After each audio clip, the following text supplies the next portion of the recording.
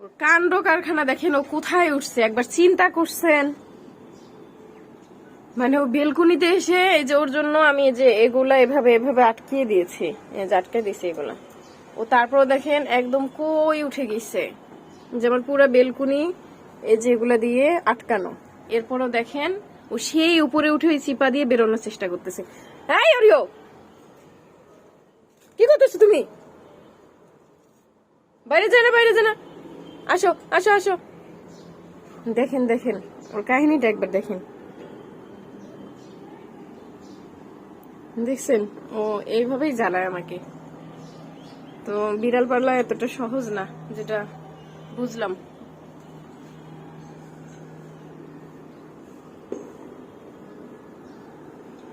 সারাক্ষণ একটা মানুষকে চিন্তায় থাকতে হয় ওকে নিয়ে।